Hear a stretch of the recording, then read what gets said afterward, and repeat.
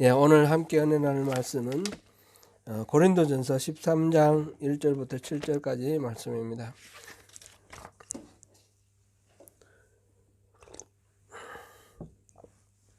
고린도전서 13장 1절부터 7절까지 우리 함께 봉독하시겠습니다. 내가 사람의 방언과 천사의 말을 할지라도 사랑이 없으면 소리나는 구리와 울리는 꽹과리가 되고, 내가 예언하는 능력이 있어 모든 비밀과 모든 지식을 알고 또 산을 옮길 만한 모든 믿음이 있을지라도 사랑이 없으면 내가 아무것도 아니요. 내가 내게 있는 모든 것으로 구제하고 또 내 몸을 불사르게 내줄지라도 사랑이 없으면 내게 아무 유익이 없느니라. 사랑은 오래 참고 사랑은 온유하며 시기하지 아니하며 사랑은 자랑하지 아니하며 교만하지 아니하며 무례히 행하지 아니하며 자기의 유익을 구하지 아니하며 성내지 아니하며 악한 것을 생각하지 아니하며 불의를 기뻐하지 아니하며 진리와 함께 기뻐하고 모든 것을 참으며 모든 것을 믿으며 모든 것을 바라며 모든 것을 견디느니라. 아멘. 네,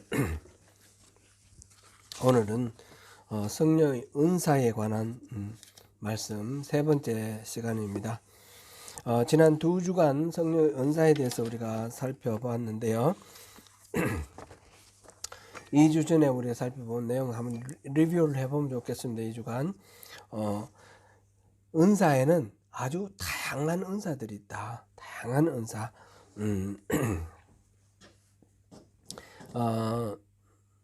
그런 거 하고, 그 다음에 은사에 대해서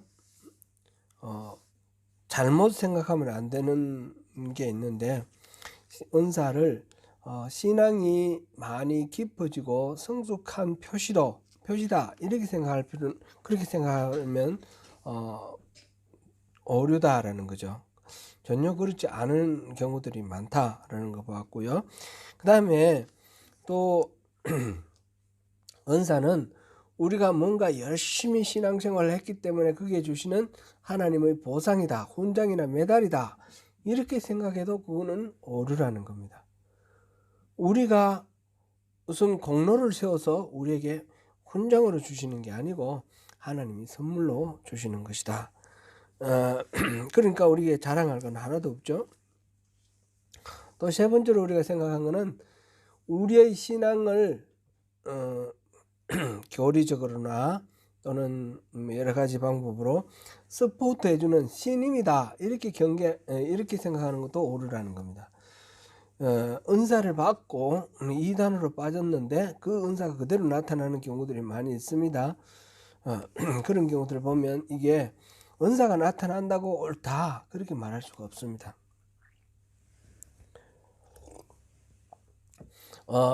유튜브 같은 데 보면 은사가 이렇게 성령의 은사, 성령님이 일하셔서 뭐 치유가 일어난다든지, 뭐 예를 들어서 방언을 한다든지, 뭐 이런 것들이 기독교 외에 다른 곳에도 있더라고요. 뭐 힌두교 이런 데도 있어요. 그런 거 있으니까 그거는 악한 영의 은사겠죠. 악한 영의 어떤 뭐 활동이겠죠. 그러니까 그런 현상이 일어난다고 해서 거기 겁복 죽으면 안 된다는 거예요. 그냥 그런 현상은 있구나, 이렇게만 하고, 이 현상이, 우리가 이제 이 은사에 대해서 주목하는 이유는 이 은사는 다 목적이 있어서 하나님 주신 거거든요. 그 목적에 맞게 사용되면 의미가 있는 것이고, 그렇지 않으면 의미가 없는 것이기 때문에 현상 자체에 우리가 마음 뺏기면 안 된다. 목적하고 항상 연결을 해야 된다. 이거를 생각해야 됩니다. 그래서 우리가 이제 두 번째로 주목할 거는 이 은사의 주권은 은사 받았다고 하는 사람에게 있는 것이 아니라 주시는 성령님께 있다라는 겁니다. 성령님께 이니셔티브가 있는 겁니다. 그래서 뭐 이 사람에게 나타나고 저 사람에게 안 나타나고 내게는 없고 이러면 막 시기하고 질투하고 이런 마음이 막 생기는데, 부러워하고 막 부러워하는 거는 괜찮겠지만 그 이상의 생각, 감정은 필요가 없는 겁니다. 여기서 우리가 중요하게 생각했던 거는, 그러면 이 땅에서 우리 신앙생활하고 하나님 앞에 갔을 때 하나님이 우리가 어떤 은사를 받았냐 못 받았냐 가지고 따지지 않으신다라는 거, 이게 중요합니다. 그죠? 하나님이 우리에게 주신 성령님을 우리에게 주신 그 열매를 맺는 거, 성령님 우리 안에 계심으로써 우리 성품이 변화되고 예수님을 닮아가는 그런 열매를 맺는 거는 심판의 항목에 해당됩니다. 우리가 얼마만큼 예수님 닮아졌느냐, 그러니까 하나님 말씀에 순종했느냐는 뜻 아닙니까? 순종하는 거는 중요한 문제가 되지만 그 은사를 받았냐 못 받았냐 그건 두고 주시는 분이 성령님이시니까 우리에게 달려있지 않는 거다라는 거죠. 그래서 gifts are given, fruits are grown, 그런 성꿀, 그런 경구를 우리가 한번 살펴보았습니다. 그 다음에 지난주에는 성령의 은사에 대해서 바라보는 두 가지 입장을 봤습니다. 하나는 소유의 입장에서, 또 하나는 나타나심의 입장에서. 흔히 은사를 소유의 개념에서 봅니다. 은사를 내가 받았다, 나는 은사를 받아 이런 은사가 있는 사람이다, 그렇게 생각하는데 그건 틀린 오해라는 겁니다. 물론 그 사람에게 그런 은사가 많이 나타나는 그런 게 분명히 있지만, 그렇다고 해서 그 사람에게 그 은사가 성령님이 주셨고 그 은사는 그 사람이 마음대로 사용하고 활용할 수 있는 그런 것이 아니라는 겁니다. 소유물로 주신 게 아니라는 겁니다. 그래서 예를 들면 무슨 예언을 한다 그러면 여기저기서 막 예언하고 하고 싶은 대로 하고 이렇게 하는 게 은사가 아니라는 겁니다. 자기가 필요할 때 언제든지 꺼낼 수 있다고 생각하면, 꺼내 쓸 수 있다고 생각하는 것은 낭패입니다. 그러므로 은사는 하나님이 선물로 주신, 내게 주신 어떤 능력이다 이렇게 생각하면 오해다. 그게 아니면 뭡니까? 어떤 상황 속에서 하나님이 어떤 목적으로 우리에게 성령을 나타내 보여주시는 것이다. 나타나심, manifestation, 나타나심이다라는 겁니다. 그래서 예를 들어서 이제 우리가 이런 게 은사가 교회에서 어느 교회나 보면 한국 교회 보면 이 은사가 좋은 유익이 많은가 하면 또 한편으로 많은 분란의 문제의 원인이 되고 있거든요. 그런 것들 중에 가장 큰 게 이 소유의 개념을 생각하고 이것으로 인해 높아지고 교만해지는 것 때문에 그러는데, 그래서 저는 이제 예를 들어서 누가 아파서 치유를 위해서 기도한다 그러면 우리 가운데 누구를 통해서 치유 은사가 나타날 수 있습니다. 그게 드러나면 드러날수록 안 좋습니다. 교회에서 우리 가운데 우리가 함께 기도했는데 하나님께서 모두의 기도를 듣고 응답할 수도 있지만 특별히 어떤 분을 통해서 은사가 나타날 수가 있어요. 그럼 병이 나았어요. 그런데 병이 나았는데 이분을 통해서 나았다라는 게 밝혀지는 게 안 좋을 수가 있단 말이죠. 왜냐하면 이분은 스스로 교만해질 수 있고 다른 분은 막 그분에게 어떤 신령한 능력이 있다고 이렇게 추종하고 맹종하고 막 이럴 가능성이,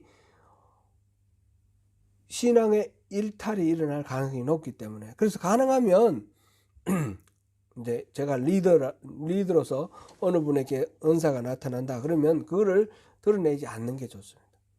무슨 누구에게 가서 기도해야 된다 그러면 여러 명을 데리고 같이 가서 같이 합심해서 기도하는 가운데 성령님이 일하시도록 그렇게 하고 드러나지 않게 항상 그런 식으로 이렇게 하는 게 좋습니다. 그 이유가 바로 이 성령의 나타나심을 내 것으로, 나의 것으로, 소유로 이렇게 착각하는 것 때문에 발생하는 그런 문제이기 때문에 그런 노력이 필요하다라는 것입니다. 그래서 은사는 능력이 아니다. 자기에게 주어진 어떤 능력이 아니다. 그걸 항상 기억해야 되겠습니다.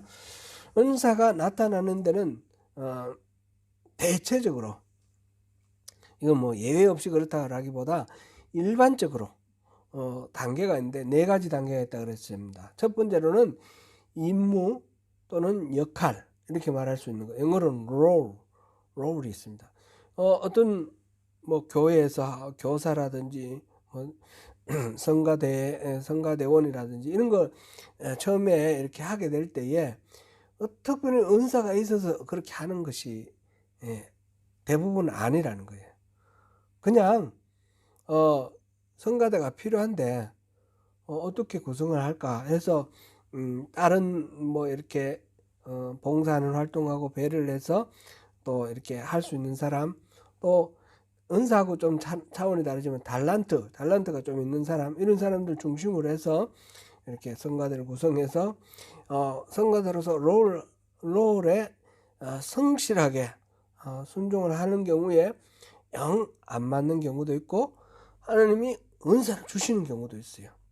그래서 특별히 이제 그쪽으로 이렇게 첫째로 은사가 롤에서 시작해서 그 다음에 은사가 나타납니다. 그렇게 되면 그것이 자기의 미니스트리가 됩니다. 미니스트리가 되면 그 다음에 교회에서 거기에 어떤 역할을, 직분을 부여해주는 그런 경우가 되죠. 그래서 임무, 나타나심, 사역, 직분 이런 단계로 은사를 이렇게 은사가 나타나고 그것을 활용한다 이렇게 볼 수 있겠습니다. 제가 그분 성함을 잊어버렸는데 옛날 김영삼 대통령 때 무슨 장관을 했는 사람인데 김현숙인가 그런 분이 이제 갑자기 이렇게 기억이 나네요. 그분은 숙명여대 교수였어요. 숙명여대 교수였고 학문적으로 아주 뛰어난 그런 분이고 교수법으로도 아주 뛰어나고 그런데 이분은 항상 주방차지 교회에서. 그래서 교수님은 교회 학교에서 이렇게 가르치는 걸 통해서 이렇게 하나님께 봉사하면 좋지 않겠냐. 그런데 이분은 내 은사는 밥하는 은사라고 그러고 그랬던 기억이 나요. 혹시 기억나십니까? 그런 얘기들. 그런 경우가 있다는 말이죠. 그죠? 이분은 섬기는 가운데 점차 그쪽에서 특별히 이렇게 하나님 주신 은혜가 이렇게 나타나서 그걸 이렇게 사역을 하고 나중에 직분으로 이렇게 장로님이 되셨는데 그렇게 역할을 하는 것을 봤습니다. 은사가 나타나든 나지 않든 주어진 임무와 역할을 성실히 수행할 때에 나중에 은사가 드러나게 되는 것을 보고 그 주어진 은사의 주권이 성령님임을 인정하고 순종하게 되면 그 은사가 풍성해지면서 그 풍성한 은사로 사역을 감당하게 되고 그 사역을 담당할 직분을 교회에서 이렇게 부여하고 세워지게 된다. 이게 이제 일반적인 아주 자연스러운 선순환이다 이렇게 볼 수 있겠습니다. 오늘은 이제 은사의 세 번째 단계, 우리 모두가 은사를 사모하고 하는데 이제 세 번째 단계에서 이 은사가 나타날 때 우리가 어떤 태도를 가지고 어떤 길을 따라서 이 은사를 이렇게 발휘를 하면서 섬길 것인가, 교회를 섬길 것인가, 우리의 취할 태도에 관해서 살펴봅니다. 그것이 오늘 성경 13장 고린도전서 13장을 읽었습니다. 고린도전서 13장 흔히 별명이 사랑장이라고 그럽니다. 사랑장. 이 유명하죠. 교회 학교 어린이라도 사랑장이 어딥니까? 그러면 고린도전서 13장입니다. 이렇게 대답할 만큼 이렇게 사랑장이라고 잘 알려져 있습니다. 고린도전서 12장은 무슨 내용입니까? 은사에 관한 내용입니다. 14장은 무슨 내용입니까? 은사에 관한 내용입니다. 그렇죠? 12장부터 14장까지 은사에 대한 이야기가 나오는데 그 가운데 13장에 사랑의 이야기가 나옵니다. 그래서 흔히 사랑은 은사의 하나다 이렇게 이해를 합니다.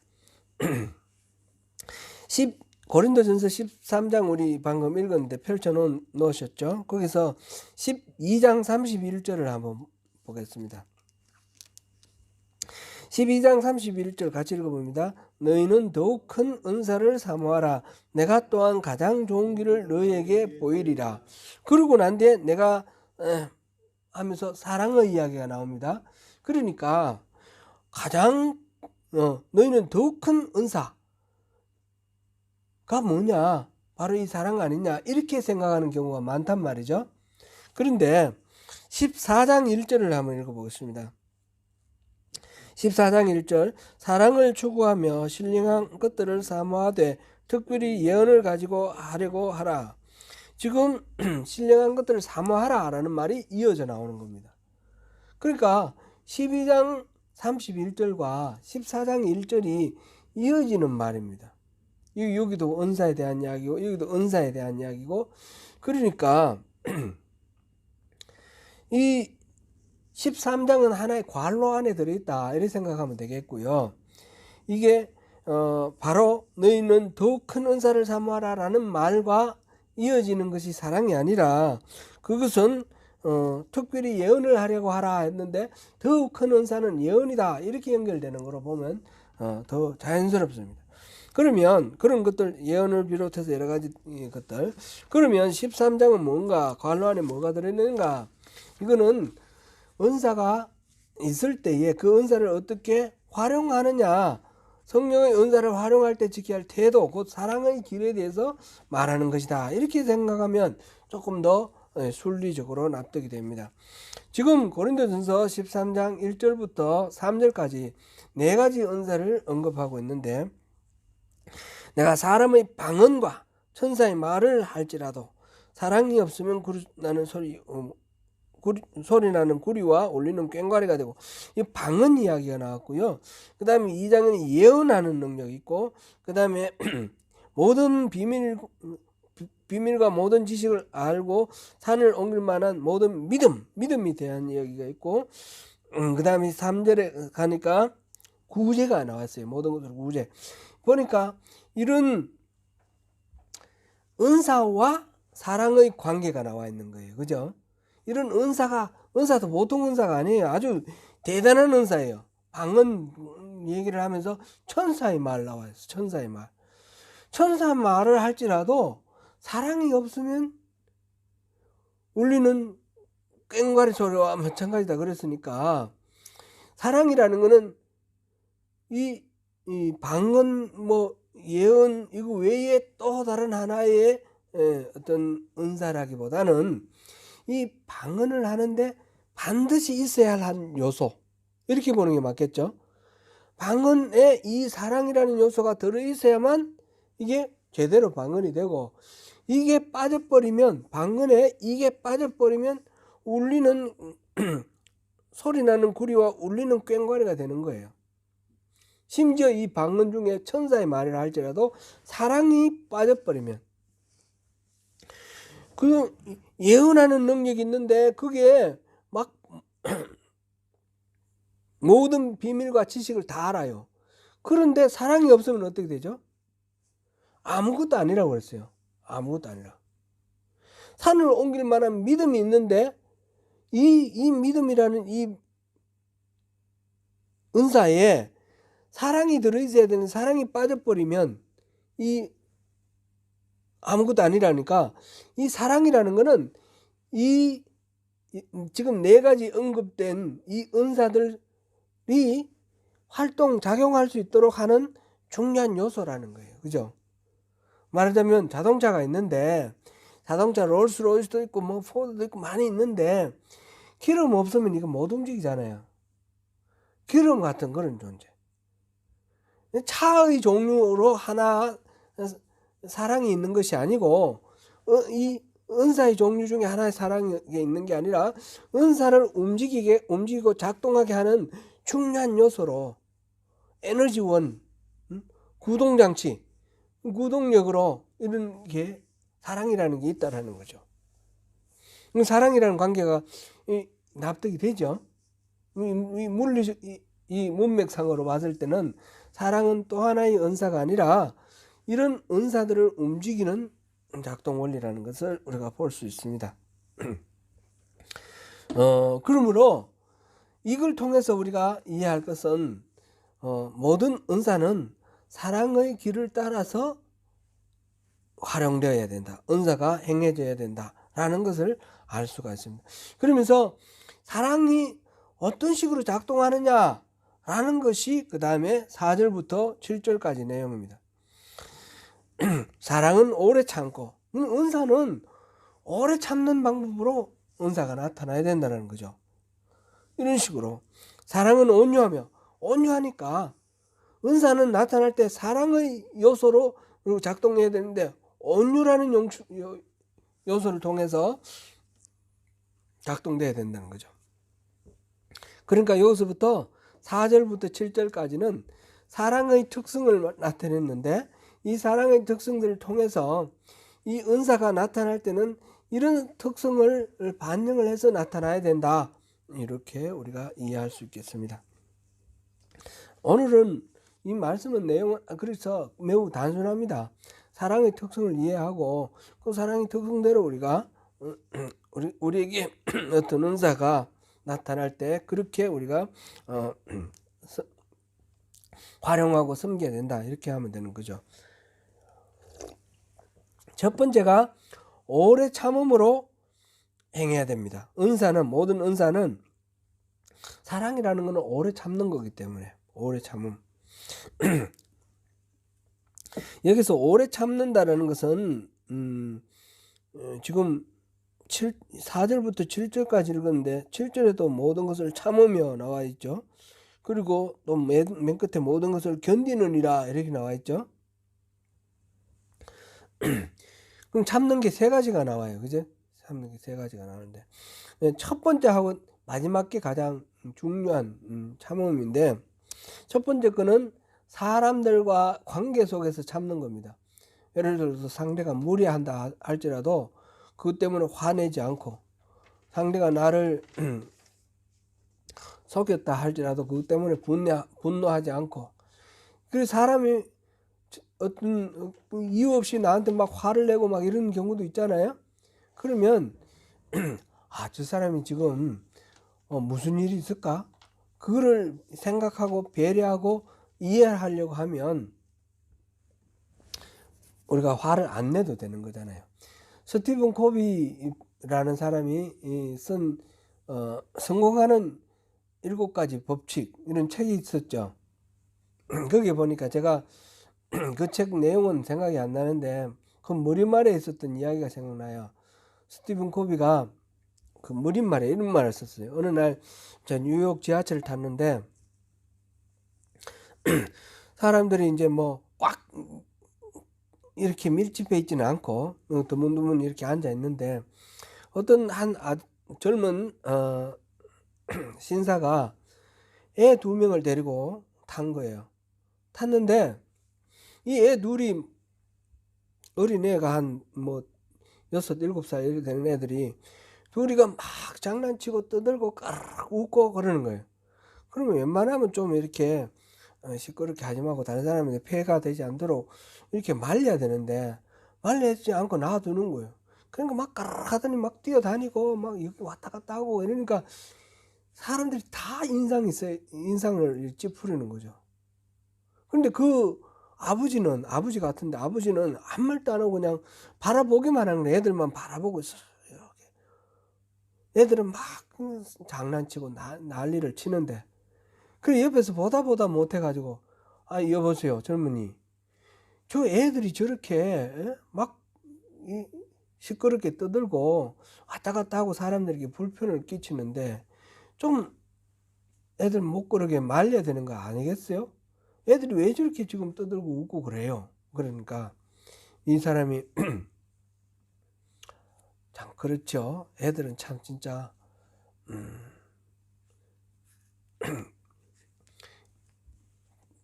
그러면서 이렇게 말을 못하고 이렇게 있는 거예요. 눈을 보니까 뭔가 깊은 우수에 잠긴 것 같은 그런. 그래서 좀 조용히 시키면 안 되겠냐? 왜 저렇게 떠드냐? 아빠로서 그렇게 하는 게 맞지 않냐. 그러니까 그렇습니다. 쟤들이 금방 지금 엄마를 장례를 치르고 화장하고 오는 길인데 쟤들은 그걸 모르고 저렇게 까르르 웃고 떠들고 저러고 있으니 참 정말 철없다라는 생각이 듭니다. 그걸 금방 장례 치르고 막 그러고 한 걸 다 봤는데 저러네요. 그러는 거야. 그러니까 그 얘기 들은 사람들이 어떻게 되겠습니까? 인상이 이리 찌푸려졌던 인상이 이제 슬픔을 공감하고 측은하고 동정하는 그런 얼굴로 다 바뀌는 거예요. 애들이 떠들어도 이제는 뭐라 안 그래요. 아이고 참 얼마나 진짜 쟤들이 자기 엄마가 죽은 걸 모르고 어떻게 저렇게 천진난만할 수가 있어. 참 불쌍하다 이런 마음으로 이제 돌아가는 거죠. 그러니까 순식간에 그 말 한마디 이 아이의 처한 상황을 알게 되는 순간에 모든 그런 이 아이에 대한 막 짜증, 불평, 원망, 질책 이런 것들이 다 사라져 버리는 거죠. 다른 감정으로 다 바뀌는. 이거 어떤 사람이 우리를 힘들게 하고 어렵게 하고 괴롭게 할 때에 그 사람의 어떤 상황이라든지 심리적인 어떤 현실이라든지 이걸 만약에 우리가 다 이해를 하게 되면 충분히 또 넘어가고 이해하고 받아들일 수 있는 그런 상황들이 너무너무 많을 겁니다. 이게 견디는 겁니다. 이게 오래 참음입니다. 마크로디메이라는 그런 단어 헬라어 썼는데 사람들이 어떻게 하든지 간에 그것에 그 사람의 나에게 보여주는 어떤 어떤 자극 그 자체에 우리가 움직이지 않고 그거를 배려하고 이해하는 그런 마음으로 참고 있는 것 그런 것이 이제 오래 참음입니다. 성급하지 않고 인내가 필요한 거죠. 그 다음에 성령의 은사는 이런 식으로 오래 참음으로 은사를 발휘를 해야 됩니다. 이를테면 이제 하나님께서 은사를 주셨는데 신유의 은사를 주셨습니다. 기도하면 하나님은 응답을 해주셨는데 막 기도를 했는데 이 응답이 없습니다. 그러면 왜 이렇게 응답해 주시지 않나 막 조급해하거나 또 성내거나 그럴 필요가 없다라는 거죠. 오래 참으면서 이 무슨 하나님의 무슨 의미가 있겠지. 저도 그런 경우들이 많이 있는데 하나님께서 막 이렇게 쉽게 들어주시면 좋겠는데 안 들어주실 때가 많잖아요. 그럴 때에 막 이렇게 낙심도 되기도 하고 원망도 하기도 하고 또 불평도 하게 되고 이래야 되는데 그거를 하나님에 대한 신뢰로 하나님의 상황에 대한 이해 하나님에 대한 신뢰로 그 모든 것들을 이겨내는 것 이게 오래 참음의 사랑의 속성 중에 오래 참음이라는 속성을 가지고 은사를 우리가 행하는 것이요. 그 다음에 성령의 은사는 온유함으로 행해야 된다 그랬습니다. 온유함은 따뜻하고 부드러움 우리말로 보면 따뜻하고 부드러움이고 이게 이제 원어로 보면 잘 길들여짐 잘 통제됨 이런 거라고 그럽니다. 말을 이제 야생말을 길들인 경우처럼 에너지가 충분히 있지만 그걸 다 마음껏 발산해 버리지 아니하고 잘 절제하는 그런 상황으로 그러는데 은사를 행할 때 아주 거칠게 행하는 경우들이 많아요. 말도 막 그냥 함부로 하고 욕설도 하고 막 근데 은사자들 중에 욕설하는 사람 많아요. 그렇죠? 저기 그 유명한 기도원 어디입니까? 제가 모르는데 거기도 욕설을 많이 하는 거로 유명하던데 그런 식으로 막 이렇게 하는 거 그거는 바른 것이 아니죠. 건강한 것이 아니죠. 성령 사역을 감당함에 있어서 철저하게 인격적이어야 됩니다. 왜냐하면 성령님 자신이 인격적이에요. 우리를 함부로 대하지 않습니다. 그러니까 항상 인격적으로 존중하면서 사역을 해야 됩니다. 사역자들이 이렇게 어떤 은사가 이렇게 나타날 때에 막 주도적이고 막 사람들에게 그 기도하러 오는 사람들에게 막 강압적이고 이런 경우들을 많이 봤습니다. 저도 보니까 그러면 그 가는 사람들이 상처를 받고 이렇게 떨어지거나 아니면 그거를 맹종하고 추종해서 이상하게 저기 뭐야 건강한 신앙이 아니라 가스라이팅 돼가지고 그렇게 맹종하는 그런 경우들이 많아요. 이거는 뭐 조금 케이스는 좀 다르지만 그 허경영이라는 사람 있잖아요. 하늘 궁전인가 뭐 해가지고 그 사람들이 많이 가요. 가서 막 기도하고 병 치유한다 그러고. 근데 제가 이게 유튜브 이런 거 나오는 거 이렇게 봤는데 너무 비인격적이에요. 여성들 이렇게 막 성추행하고 그래서 최근에 이제 조금 이렇게 고발도 당하고 막 그러는데 지 마음대로 막 사람을 이렇게 주무르고 막 이래요.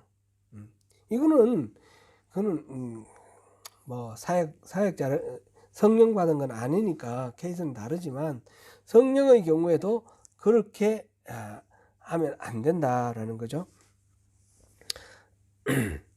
항상 상대를 존중하고 온유하다는 거는 절제되고 이렇게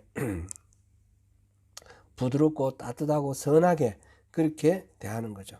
그 다음에 성령의 은사는 세 번째는 뭡니까? 오래 참고 온유하고 시기하지 않으며 시기하는 거. 이 은사가 있고 없고 이런 것 때문에 질투하거나 뭐 이렇게 할 수 있고 또 서로 뭐 이 경쟁 의식을 느껴가지고 자기에게는 없으면서 마치 있는 것처럼 막 이렇게 또 거짓으로 이렇게 외식하거나 이런 경우들도 다 이게 사랑의 방식이 아니니까 그런 건 안 된다는 거죠. 그 다음에 자랑하지 않으며 이거 자랑하지 않아야 되고 교만하지 않아야 되고 자랑과 교만 이거 다 한 뿌리 아닙니까, 그죠? 은사는 철저하게 이거는 하나님이 주신 선물이지 나의 능력이나 나의 공로가 아니라는 겁니다. 하나님 것으로 우리가 하나님께 감사를 드려야 되지 자랑할 게 뭐가 있겠습니까? 하나님은 예를 들어서 우리가 어떤 은사가 나서 사람들이 막 찬양하고 막 떠받들고 이런 거 좋아하고 이렇게 즐기면 안 돼요. 그러면 망하는 겁니다. 그런 경우들이 너무 많습니다. 어떤 분은 그래서 사람들이 막 칭찬하면 너 귀 씻으라. 귀 씻는 거는 그 어디에 나오는 이야기죠? 그 장자에 나오는 이야기인가? 그런 이야기 있는데 하여튼 남들이 막 좋다고 칭찬하고 떠받들 때에 그럴 때에 우리가 자칫 잘못하면 우리가 교만해지고 넘어지니까 항상 우리가 조심해야 되는데 이게 바로 사랑의 특징 중에 하나입니다. 이 교만하지 않고 시기하지 않는 것. 그 다음에 무례하지 않는다 그랬습니다. 무례히 행하지 아니하며 자기 유익을 구하지 아니하며 무례히 행하는 앞서도 그런 말씀이 있었는데 막 반말 함부로 하고 막 자기가 왕인 것처럼 그렇게 군림하는 경우 있죠. 뭐 제가 좋아하지도 않지만 간혹 가다가 이제 이렇게 뉴스도 이렇게 나오고 해서 전광훈 목사 이렇게 집회하는 게 이렇게 보면 이 양반은 목사라는 타이틀을 가지고 어떻게 저럴 수 있을까? 막 온갖 쌍욕 다 하고 저주하고 막 이래요. 그런데 그 사람 좋다고 다른 사람이 너무너무 많은 것 같아요. 큰 교회 목사님들도 막 그 추종하더라고요. 그거는 뭐 하나님도 나한테 까불면 주고 막 그랬잖아요, 그죠? 그런 이야기를 하는 사람을 어떻게 존중하는 얘기죠. 근데 어떤 분은 그러더라고요. 말은 거칠어도 응? 맞는 말을 한다고. 지금 맞는 말도 하나도 없더만. 그런 거는 그분이 옛날에 막 저기 부흥회도 많이 다니고 뭐 나름대로 은사도 또 있는 것 같아요. 제가 처음 초신자 때 처음 신앙생활 할 때 우리 교회 와가지고 부흥회 했던 그런 기억도 나는데 그때는 뭐 좋게 좋은 인상을 가지고 제가 하여튼 참여했었어요. 그랬는데 요즘은 정치를 많이 하는데 그 정치가 보니까 욕심으로 돈 욕심으로 하는 것 같아요. 모두 뭐 진짜 정치에 대한 관심도 있는 것 같지도 않고 그거는 뭐 내면은 잘 모르겠지만 하여튼 너무너무 비인격적이에요. 인격하고 먼 그런 은사는 그분이 만약 은사가 있다 하더라도 그런 식으로 하면 안 되는 거죠. 그 다음에 자기의 유익을 구하지 않는다 그랬습니다. 이 어떤 분이 이제 예언의 연사를 받았어요. 예언의 연사를 누구를 위해서 기도를 하면 하나님이 그분에 대해서 뭐 어떤 삶에 개선해야 될 거라든지 미래를 위해서 준비해야 될 거라든지 이런 걸 보여주시는 거예요. 이제 그래가지고 그걸 이제 한두 사람한테 이렇게 예언을 하다 보니까 소문이 났어요. 그럼 어떻게 되겠어요? 사람들이 구름대 같이 몰려드는 거예요. 봉투 들고 그러니까 이제 점쟁이 복채 먹고 점치는 것처럼 그렇게 막 찾아오는 거예요. 그 중에는 장로님도 있고 권사님도 있고 이 제가 아는 어떤 분이 있는데 이분이 그래가지고 막 많은 사람들이 찾아온다 그런 이야기를 이렇게 하는 걸 제가 들었어요. 그래서 제가 그런 거 그거는 절대로 바른 방법이 아니다 그런 얘기를 했던 기억이 나는데 결과가 그렇게 좋지 않습니다. 자기의 유익을 구하지 않고 그 다음에 그 다음에 뭐라고 나왔습니까? 성내지 아니하며 악한 것을 생각하지 아니하며 성낸다. 이거 앞에서 나온 거 오래 참음하고 또 연결이 될 수 있을까요? 성미가 급해지거나 또는 이렇게 뭔가 자기의 어떤 기분에 따라서 이렇게 어떤 감정을 드러내고 이런 거 사랑은 그런 게 아니니까 사랑의 특징 지금 얘기를 하면서 지금 얘기를 하는데 이런 사랑은 이렇다 그랬으니까 은사는 그렇게 하면 안 된다는 거죠. 악한 것을 생각하지 말라. 은사를 발휘를 하면서 뭐 이렇게 나쁜 생각을 가지고 하면 안 된다. 뭐 복수를 한다든지 어떤 적개심을 가지고 마음속에 미움을 가지고 그러니까 뭐 저주를 한다든지 그렇게 하면 안 된다는 거죠. 야고보서 3장 17절 우리 한번 읽어볼까요? 야고보서 3장 17절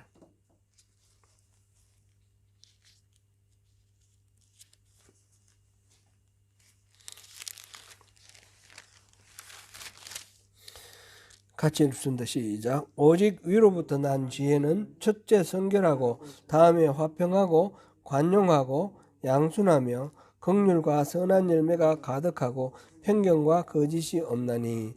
아멘. 위로부터 난 지혜. 위로 하나님으로부터 온 지혜. 하나님으로부터 온 지혜는 가장 첫 번째 미덕이 뭡니까? 특징이 성결이라고 했습니다. 성결. 그 성령님께서 우리에게 어떤 은사를 주실 때에 그 은사 속에는 하나님이 주신 것이기 때문에 성결한 거예요. 성결이 있는데 우리가 그러므로 그 은사를 활용할 때도 성결한 방법으로 사랑의 이 방법 중에 악한 거 생각하지 마라 그랬으니까 이 성결함으로 이렇게 은사를 활용해야 됩니다. 이 성결은 말하자면 진리가 막 이렇게 혼탁하게 섞여 있지 않는 그런 깨끗함, 그런 교리적인 면에서의 성결도 있고 또 동기가 다른 불순함, 욕심이라든지 이런 게 들어있지 않는 동기의 측면에서의 성결도 있고 삶과 행동 자세를 포함해서 윤리적으로 성결한 것도 있습니다. 그런 모든 의미에서 성결함, 거룩하고 깨끗함, 성결한 방법으로 은사를 통해서 섬겨야 됩니다. 은사를 가지고 섬길 때 그 다음에 불의를 기뻐하지 아니하고 악한 것을 생각하지 않는다라는 말하고 비슷하게 이해를 해도 되겠습니다. 불의를 기뻐하지 아니하고 의롭지 않은 것, 거짓된 것, 가짜 이런 거 하지 말고 진리와 함께 기뻐하라 그랬습니다.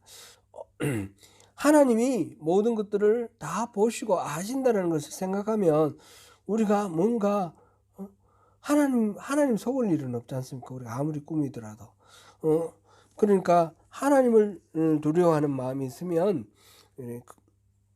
불의를 기뻐하지 않고 그 진리와 함께 기뻐하라 이 말에 우리가 그대로 따를 수가 있겠죠. 사람을 두려워하고 사람을 기뻐하는 그런 마음이 있으면 안 되는 거죠. 사람보다는 사람에 대한 그거는 어디까지나 한 영혼에 대한 긍휼, 배려 그런 측면에서 사람을 바라봐야 되는 것이지 이 사람의 어떤 인기라든지 이 사람으로부터 어떤 존중받음으로써 내가 어떤 권력을 누린다든지 이런 식으로 사람을 두려워해서는 안 되겠습니다. 사무엘상에 보면 사울 왕이 사람을 두려워해서 사무엘의 이야기를 듣지 않고 자기가 직접 제사를 지내고 사람들이 막 도망가고 하니까 그래서 사무엘이 와서 책망을 하는데 나와 같이 가서 하나님께 제사 드려달라고 그런 부탁을 해요. 사무엘에게. 다른 거는 두려워하지 않고 백성들 보는 앞에서 내가 제사를 드려서 내가 하나님을 섬기고 하나님의 사람이라고 백성들이 그렇게 믿도록 해달라는 거죠.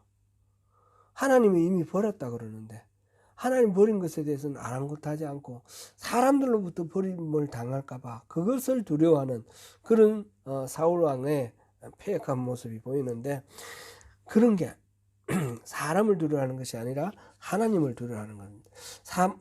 데살로니가전서 2장 한번 보겠습니다. 데살로니가전서 2장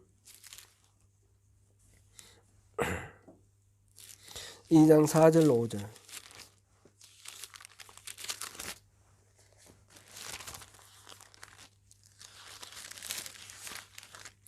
2장 4절 5절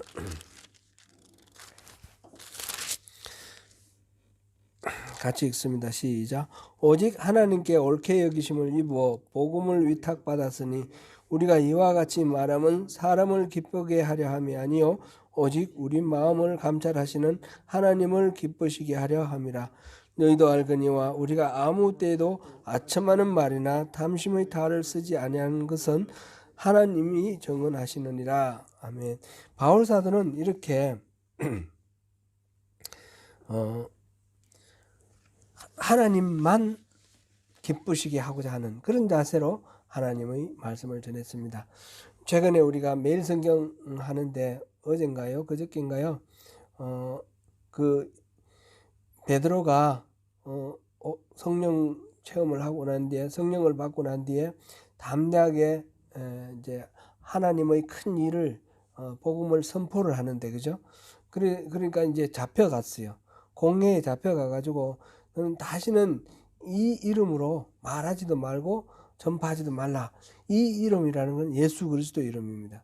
예수 그리스도가 살아나셨다 그 말을 하니까 이 이름으로 모든 것들을 이제 선포하지 말라 그랬습니다.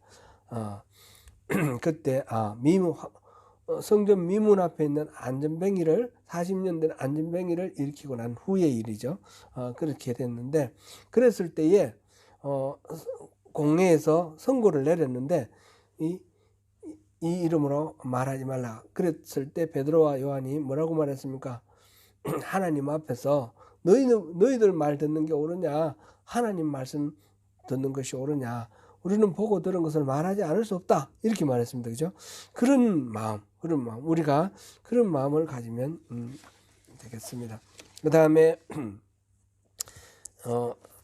은사를 가지고 섬김에 있어서 모든 것을 참고, 모든 것을 믿고, 모든 것을 바라고, 모든 것을 견뎌라 그랬습니다.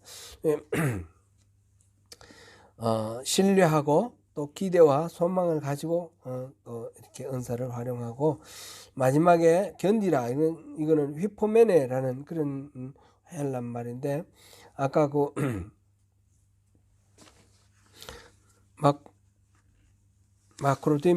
마크로디메오하고 휘포메네하고 이게 이제 서로 좀 대치되는 말인데, 마크로디메오는 사람과의 관계 속에서 참아내고 배려하는 그런 것을 말했고, 이 휘포메네 견디는 거는 적의 공격으로부터 방어하는 거거든요.